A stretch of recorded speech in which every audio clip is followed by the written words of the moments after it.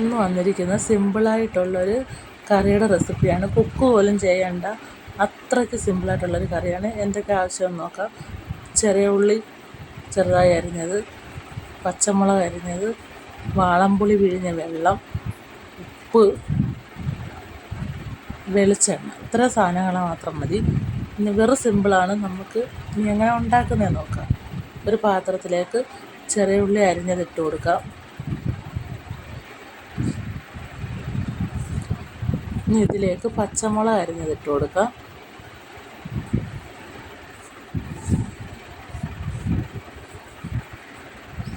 പിന്നെ ഉപ്പിട്ട് കൊടുക്കാം. അപ്പോൾ നമ്മൾ കുറച്ച് ഉപ്പ് ഇട്ട് കൊടുക്കുന്നുള്ളൂ. പിന്നെ നമുക്ക് കറി റെഡിയായിട്ട് നമ്മുടെ ഉപ്പിനനുസരിച്ച് ഇട്ട് കൊടുക്കാം. ഇനി നമുക്കിതൊന്ന് കയ്യിലായിട്ട് കൈവച്ച് ഒന്ന് ഇങ്ങനെ ഞെവടി മിക്സ് ചെയ്തെടുക്കണം.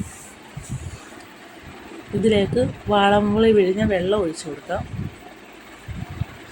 നമുക്ക് എത്ര പേർക്ക് വേണം അതനുസരിച്ച് ഈ വാളംപുളി വെള്ളം ഒഴിച്ചു കൊടുക്കാം.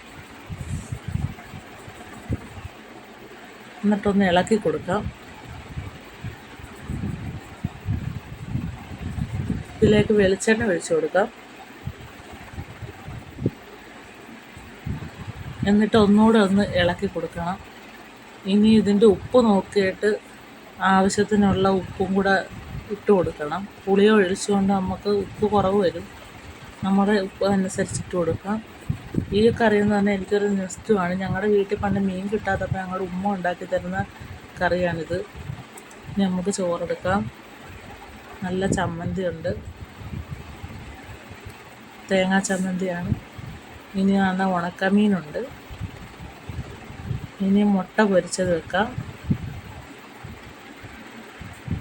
ഇനിയാണ് നമ്മുടെ സ്പെഷ്യൽ താരത്തിൻ്റെ വരവ്, നമ്മുടെ സ്പെഷ്യൽ കറി നമുക്ക് ഒഴിച്ചു കൊടുക്കാം. വളരെ ടേസ്റ്റുള്ളൊരു കറിയാണ് ഫ്രണ്ട്സ്. ഞാൻ പണ്ട് ചോറ് തരുമ്പോൾ ചോറ് പച്ചക്കൊക്കെ തിന്നിട്ട് ഈ കറി എടുത്ത് കുടിക്കുമായിരുന്നു. എനിക്ക് അത്രയ്ക്ക് ഇഷ്ടമാണ്. ഇതുണ്ടെങ്കിൽ നമുക്ക് ഒരു പ്ലേറ്റ് ചോറ് എങ്ങനെയൊക്കെ ആയാലും തിന്നാം. ഈ കറി ഒന്ന് എല്ലാവരും പരീക്ഷിച്ച് നോക്കിയിട്ട് അഭിപ്രായം പറയണേ.